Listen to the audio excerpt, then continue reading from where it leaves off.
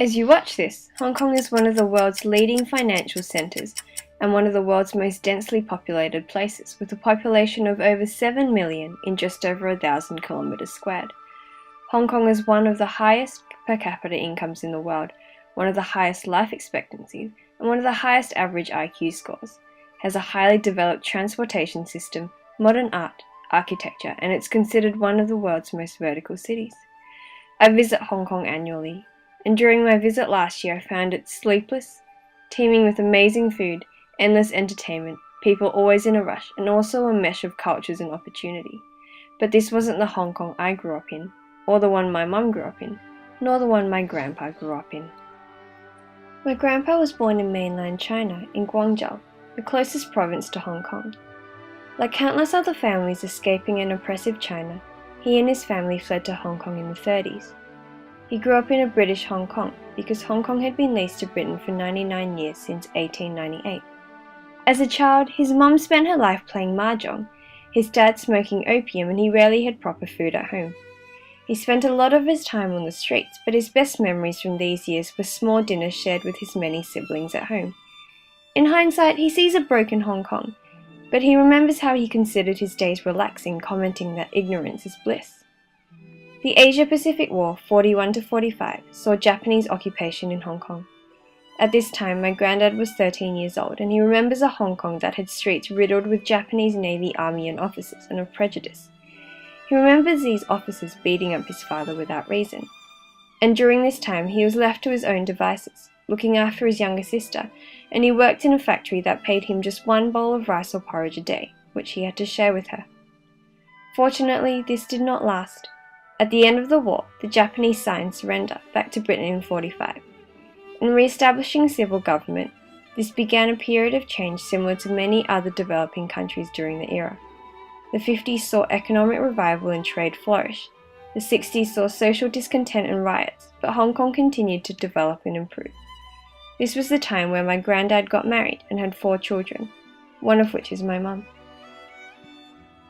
During this time, my granddad remembers a very peaceful Hong Kong, but also a Hong Kong where work was difficult to come by. He worked long shifts as a driver to feed his family, and as a result didn't get to spend much time with them. This was the Hong Kong that my mum grew up in, a simple, developing yet slow place. Mum was born in the early 60s, and she remembers a lot of simple routine. Her childhood was filled with both happinesses and unhappinesses.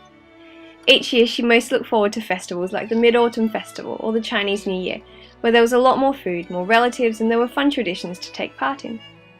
As a child, life was simple. On weekdays she would have half a day of school, then help with groceries, learn to cook, and play outdoors. And sometimes on weekends my granddad would take them out in his car to see new inventions, or eat new Western foods like hot dogs or hamburgers, or bike ride in the new territories. They ate every meal at home, except for on very special occasions.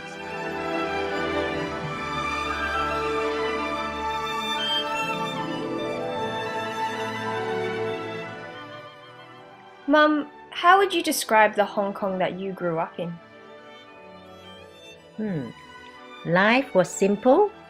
People worked hard to earn their livings.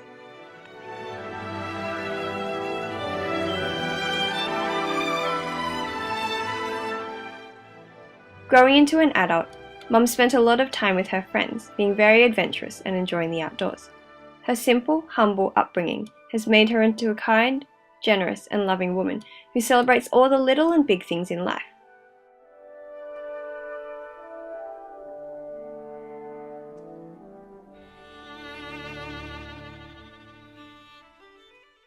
She married Dad, had me, moved to England, had my sister, and later we all moved here to Sydney.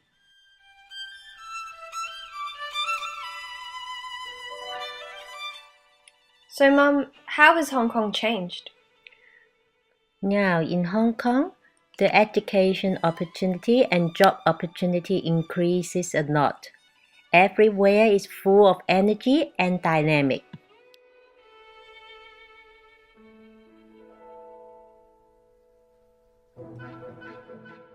She still misses Hong Kong. She misses the simple Hong Kong that she and her siblings grew up in, as well as the developing Hong Kong that I was born into. But most of all, she misses and looks forward to those big family moments we share in at the end of each year.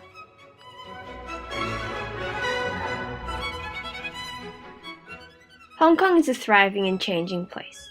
Every year we go back to Hong Kong. Many things have changed, but many also remain the same. There are countless new buildings, new fads, new shops, new roads, new technologies, new strange fashion trends. But every year I go back, we go to the same islands for hikes, the same restaurants for noodle soup and dumplings, the same paths for bike rides, and the same markets for groceries.